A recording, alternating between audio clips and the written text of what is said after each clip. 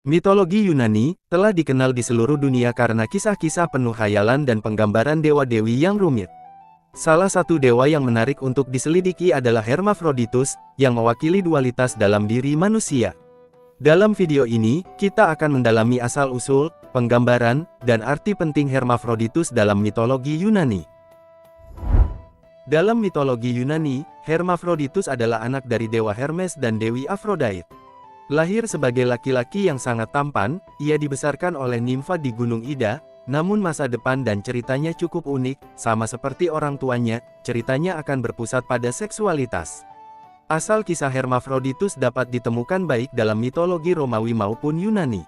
Dalam mitologi Yunani, namanya merupakan gabungan dari nama orang tuanya, yaitu Dewa Hermes, yang dikenal sebagai dewa pencuri dan pelindung perjalanan, dan Dewi Aphrodite yang merupakan simbol kecantikan. Meski Hermafroditus lahir dari Dewa Hermes dan Dewi Aphrodite, tetapi dia tidak dibesarkan oleh kedua orang tuanya. Sebaliknya, ia dibesarkan oleh para nimfa di Gunung Ida, gunung suci di Frigia, yang sekarang menjadi Turki. Dia menyadari bahwa wajahnya sangat tampan, dan tahu bahwa dia bisa menaklukkan dunia hanya dengan penampilannya.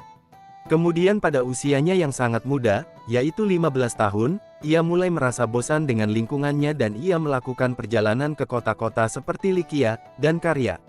Saat berada di suatu tempat bernama Karya, dia menjelajahi sepetak hutan di dekat Halikarnassus, yang kini bernama kota Bodrum di Turki. Dia menemukan kolam dan bertemu nimfa atau dewi air, bernama Salmakis. Saat melihat Hermafroditus datang, Salmakis pun langsung dikuasai nafsu terhadap pemuda itu karena ketampanannya. Dia mencoba merayu Hermafroditus, dan ingin bercinta dengannya, tetapi Hermafroditus menolak rayuannya. Ketika Hermafroditus mengira Salmakis telah pergi, dia menanggalkan pakaiannya dan masuk ke dalam kolam untuk mandi, tapi ternyata Salmakis bersembunyi di balik pohon, dia tiba-tiba melompat keluar dan dengan cepat memasuki kolam. Salmakis memeluk tubuh Hermafroditus, menciumnya dengan paksa, dan menyentuh dadanya, sementara Hermafroditus berjuang untuk melarikan diri tetapi tidak bisa.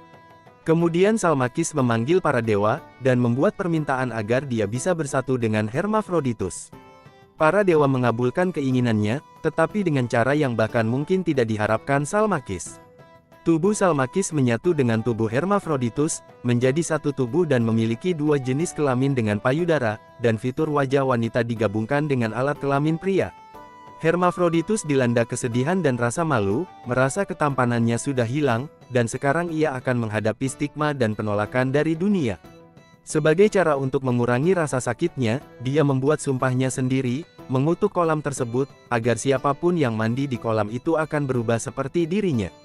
Dan Hermafroditus pun menjadi dewa Hermafrodit, atau dewa kelamin ganda dan banci. Hermafroditus digambarkan sebagai perpaduan antara laki-laki dan perempuan. Dengan sayap besar di punggungnya, ia memiliki paha dan kaki perempuan, payudara, rambut panjang, dan alat kelamin laki-laki. Hermafroditus telah lama menjadi simbol androgini dimulai sejak zaman Yunani dan Romawi, tapi simbol yang paling dikaitkan dengannya adalah pernikahan. Hermafroditus sendiri merupakan representasi fisik dari perkawinan, karena ia merupakan penyatuan antara laki-laki dan perempuan. Ia juga seringkali dihubungkan dengan konsep keseimbangan dan harmoni dalam kehidupan. Penggambaran Hermafroditus ini menjadi simbol keindahan dan kesempurnaan yang menghargai keberagaman gender. Hermafroditus juga menawarkan pandangan yang luas terhadap gender, yang dapat memberikan inspirasi bagi masyarakat untuk lebih terbuka terhadap keberagaman gender dan identitas seksual. Dari nama Hermafroditus, muncul istilah hermafrodit, yaitu makhluk hidup yang memiliki kelamin jantan dan betina sekaligus.